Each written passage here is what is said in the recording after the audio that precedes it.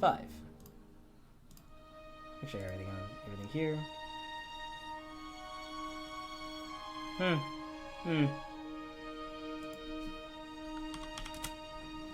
Verse 5. Bracket, bracket, bracket. That's literally what it says. There's no words.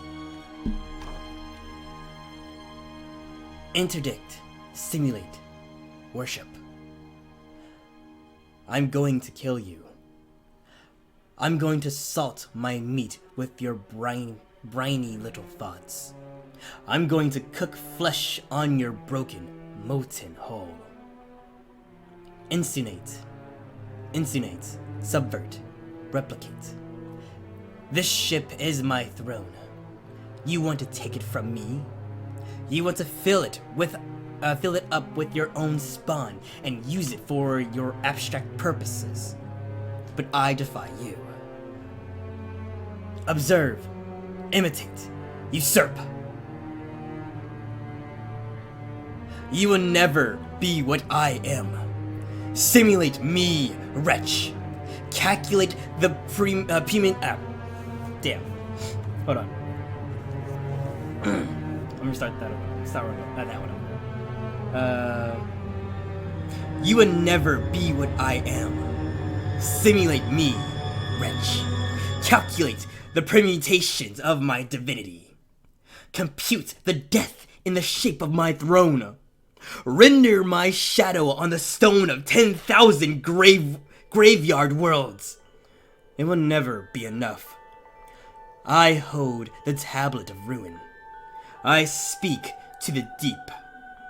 Not with a galaxy of thinking matter could you encompass me. Behold! Unknown, enigma, shortfall. Abort! Halt! Abort. So this was Koria fighting Oryx. That was that interaction right there. It was Koria and Oryx. Verse 5-1. End of failed timeline. By now, Koria knows it can't win. There's something pathological about the world inside Oryx's ship. It resists analysis with hot, dead spite. And Oryx himself, he's irreducible. He refuses to obey Koria's simulations. He crashes around sowing chaos. He grabs subminds and compromises them with some kind of ontological weapon. Paracausal systems. Very problematic. Koria's trying the religious tactics it evolved in the Hive Manifold. But even on those terms, Oryx is strong. So strong. Koria won't be able to protect its gates much longer. Sorry. Its gates much longer. The closer Koria's got to the simulation of Oryx is the best guess bootstrap. It's wrong. Koria's sure of that. It's Oryx minus the symbiote organism. Minus the wings, the morphs. Minus the weapon. Minus the power. No good for anything. Koria manifests that simulation anyway, just to see what happens. The Taken King marches on Koria's Hydra hull, armed with blade and magic, cloaked in ancient cloth, and the universe wails in horror around him. Koria's physics models and toy worlds choke and crash. Koria observes, alert and attentive, as a single quark splits onto the tip of Oryx's sword. From within the Hydra hull, Koria's tiny not Oryx speaks. What are you? It says. It's manifesting terror and awe.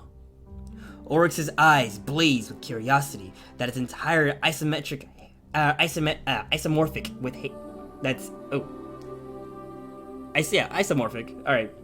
Oryx's eyes blaze with curiosity that is entirely isomorphic with hate, with a voracious hunger. Orash, he says. In his hive language, you've made me as I was. You've made a tiny Orash. Ha! Korea updates the simulation's name. Orash is curious. You're me? You're me as I become? Oryx kneels. His blade is on his left shoulder. Korea is firing every available weapon at him, but his wards don't break. He looks into Korea's sensors through the hammering fire and he says, Child, I have everything you wanted. I am immortal. I know the great secrets of the universe. I have scouted the edges of the darkness, and I've chased the lying god down at galactic arms in howling pack of moons. In my fist, I carry the secret power that will rule eternity. In my worm, I bear the tribute of my court, and of my children, the Hope Eater, the Weaver, and the Unraveler.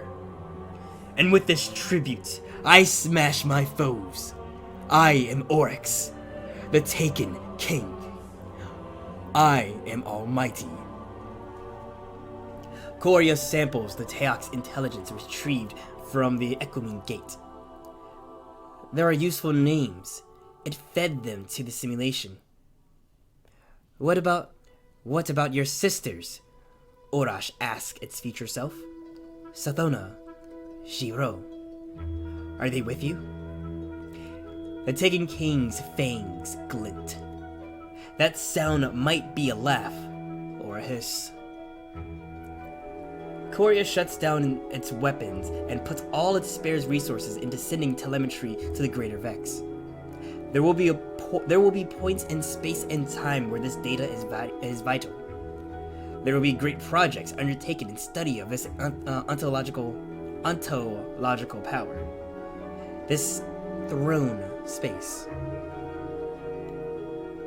Where are my sisters? Where are my sisters? Orash shouts. What have you done with my people? What have you done? But Oryx's fist is full of black fire.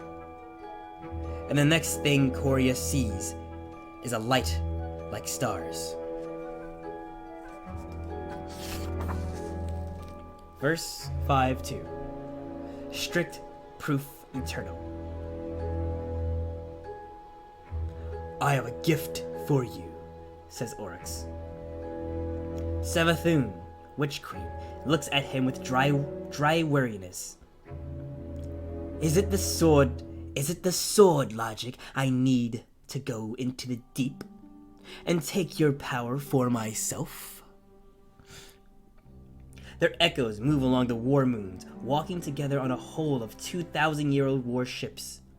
Savathun's fleet has assembled here, in preparation for the assault on the gift mast. The deep is headed that way, on the trail of its prey, and the hive will be its vanguard. It's a Vex I captured. Korea, blade transformed. It made an attempt to puncture my throne. I thought you might enjoy studying it. Oryx pauses, disgusting. Through the bond of lineage, he can feel Crota killing, worlds and worlds away, and it tastes like sweet fat. Korea contains a Vex. Korea contains a Vex attempt to simulate me, and might generate others. You, perhaps, or Zivu Arath. I've left it some will of its own, so it can surprise you. I suppose I'll blow it up. I suppose it'd blow up and kill me. Savathun grouses. Grouses? Grouges? Roses or grouses? I suppose it blow up and kill me. Savathun grouses. Or let the machines into my throne. Or they'll start turning everything into clocks and glass. If it kills you, then you deserve to die. Oryx says it with a quite thrill, and a happy thrill, because it is good to say the truth. I don't have a strict proof yet, you know. Savathun strokes the void with one long claw, and the space-time groans beneath her touch. This thing, we believe, that we're liberating the universe by devouring it. That we're cutting out the rots. That we're on the course to join the final shape. I haven't found a strict, eternal proof. We might yet be wrong.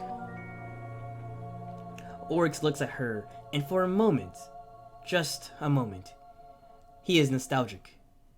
He is sentimental. He thinks, imagine the years behind us, the things we've done. And yet being old doesn't feel like a scar. Does it? It hasn't left me dull. I feel alive. Alive with you. And every time I step back into the world from my throne, I feel like I'm 2 years old again. At the bottom of the universe. Looking up. But he says, Sister, it's us. We're the proof. We, the Hive. If we last forever, we prove it.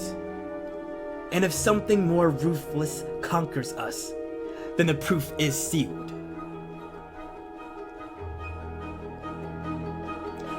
She looks back at him with the eyes like hot needles. I like that, she says. That's elegant. Although of course, she has had this thought before. Verse 5:3. I shut them in all cells.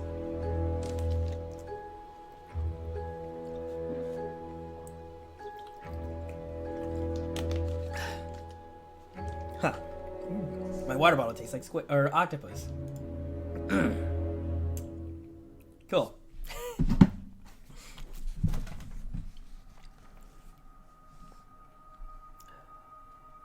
Pray and sacrifice. Uttered by Xivu Arath, God of War. Harmony. Harmony. Harmony? Shit, how was my Xivu voice? Harmony. When the traveler passed across Harmony, it lied to the orbits of 10 worlds. Now they orbit the black hole. The traveler lied to the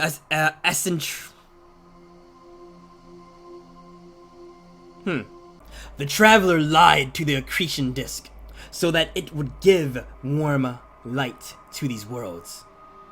The gift mast. When the traveler left Harmony, it made a monument out of the black hole's polar jets.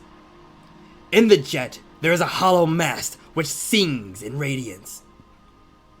This is the gift mast, and we will devour it. We will eat the sky out of it. We will snap it like a bone. The Harmony sting. The Harmony have weaponized their dead star. They can simulate the accretion disk to fire relativistic plasma jets. We will take the sting. We will use it to burn the worlds. I will grant one of tribute to the first ascendant to kill a world. Oryx, I have a gift mast to feast on. I will have it first. I am Xivu Arath, and all war is my temple. Beware the daughters of Oryx, for they make and unmake with ease. Savathun, the deceitful sister, will be distracted by Arcana and the song of the black hole. Treat her broods with contempt. The Traveler, we chase it, and we will devour it. The deep will rule the cosmos. The dragons, our gods should be ours alone. Their smug freedom is an insult to me. I shut them all in cells. Bring them to me. Siva Wrath is angry. Verse 5-4. The Gift Mast. The Gift Mast. It towers above the star system like a monument to treason. It beams with silver light. It strings a radio lullaby made of soothing lies. Now arrives. It is light. In its light live the harmony, and they are now our prey. Now arrives Xivu Arath, ahead of her armada. She fights the harmony for 50 years with strategies and discipline. But with harmony turned to dragon wishes, and their wishful bishops wrestle Xivu in the ascended plane. Xivu falls into deadlock. Next arrives Savathun, flanked by her course and her celebrants.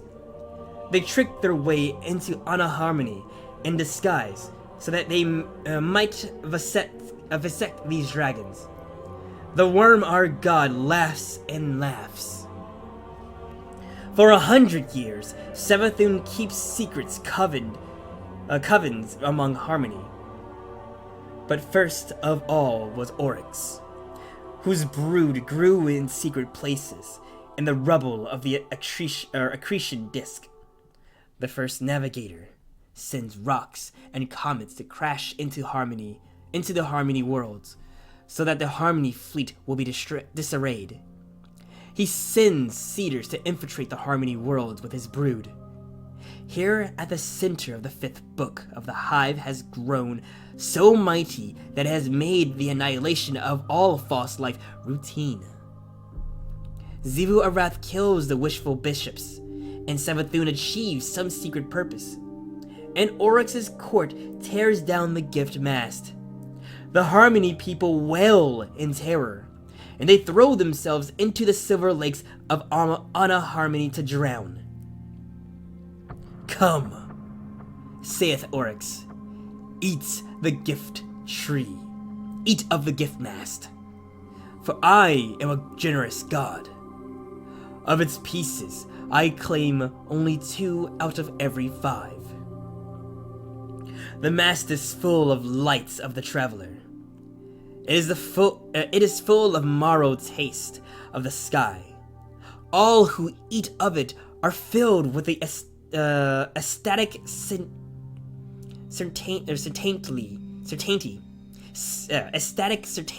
that they serve a greater and necessary purpose.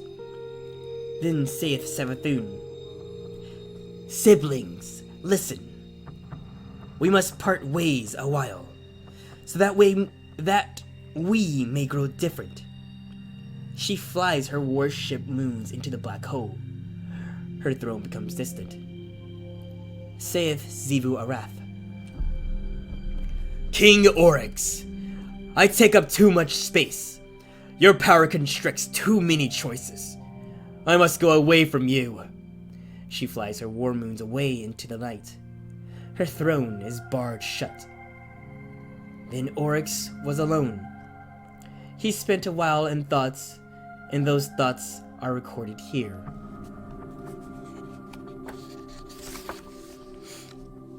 Verse 5:5. Apocalypse refrains. This is our message to the thing that we kill. This is our message to the things that we kill.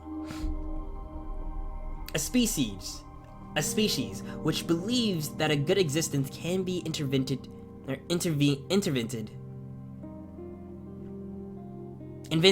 Wow. A species of which believes that a good existence can be invented through games of civilization and through laws of conduct is doomed by that belief. They will die in terror. The laws and the ruthlessness will drag them down to die. The universe will ease their monuments. But the one that sets out to understand the one true law and performs worship of that law will, by that decision, gain control over their future. They will gain hope of ascendance, and by their ruthlessness, they will assist the universe in arriving at its perfect shape. Only by eradicating from ourselves all clemency for the weak, we can emulate and become that which endeavors forever. This is inevitable. The universe offers only one choice, and it is between ruthlessness and extinction. We stand against the fatal lie that the world built on laws of conduct may ever resist the actions of the truly free. This is the slavery of the traveler, the crime of creation, in which labor is wasted on the construct of false shapes. If you choose to fight us with everything you have, with all your laws and games. We will prove our arguments thus. Verse 5-6. Ayat, ayat, ayat, ayat, ayat. All is well. Ayat. That is the war. What? That is. All is well. Ayat. What is at war is healthy. What is at peace is sick. My son Crota feeds me rich tribute. My lineages are strong. My worm is vast and satiated. And with that security, I spend my time on study and communion with the deep. As I learn more secrets, my power grows. As my power grows, I use it to learn more secrets. Ayat. Let it be thus because it must. I wonder if my sisters have secrets of their own. If my power exceeds theirs, I may kill them permanently and subsume their thrones. Subsume their thrones. Sure. But I think they have strength that they hide from me, developed in time of separation. Ayat. The only meaningful relationship is the attempt to destroy. Savathun asks if I am as much a slave of the deep as my taken. She asks what price I pay for my power. I am not taken. The hive is not the deep. The deep doesn't want everything to be the same. It wants life. Strong life. Life that lives free without the need for habitat of games to insulate it from reality. When I make my taken, I make them closer to perfect. I heal their wounds and enhance their strengths. This is inherently good. Ayat. The only right is existence. The only wrong is non-existence. I am Oryx, the first navigator, the taken king. Ayat. Let me be what I am to be, because anything else would be fatal.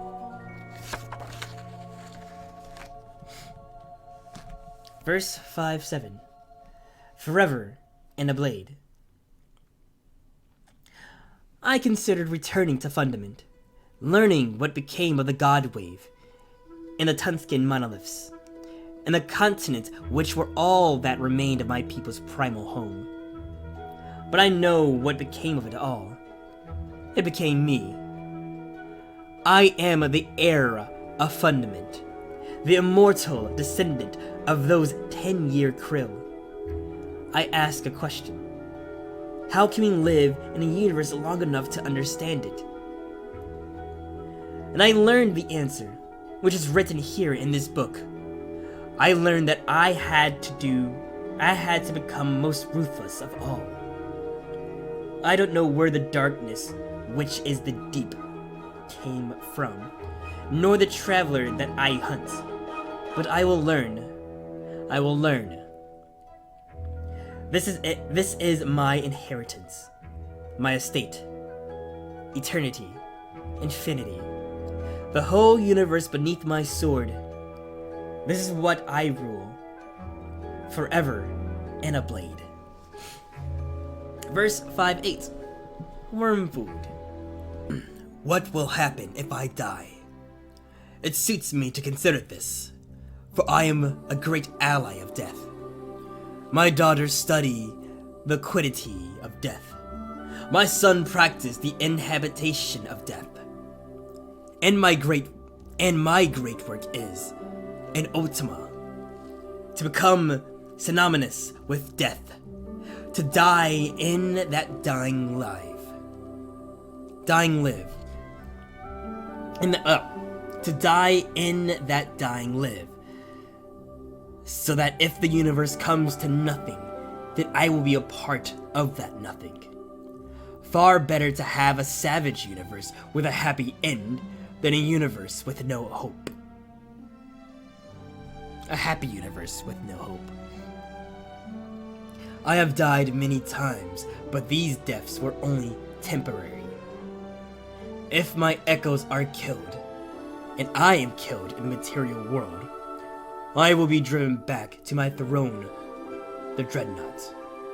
If my court and my throne can be beaten, if I am confronted in my throne, if I am defeated here, then I will die. My work will end. This is the pact to which I am bound, in particular by my muster of the Tablets of Ruin, and by my use of the power of the deep. When I call upon that power, I put myself up as the stakes in the wager.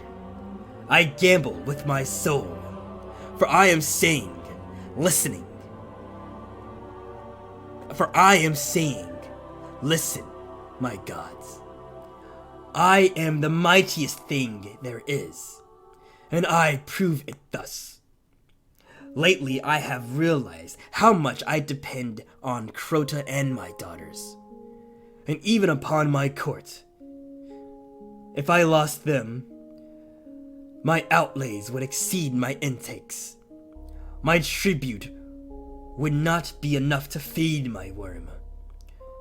But this is proper, for if I lost them, it would be because they were not mighty enough. And if I would be a bad father, a bad king, I must test them and fight with them, to keep them strong. This is my guise. I will go on forever. I will understand everything. There is only one path, and that is the path that you make. But you can make more than one path. Break your cell's bars. Make a new shape. Make the shape from its path. Find your cell's bars. Break out of the bars. Find the shape. Make the shape from its path. Eat the light. Eat the path. If I fail, let me be worm food. Definitely said that line twice, by the way. Verse 5:9. I'll make sure.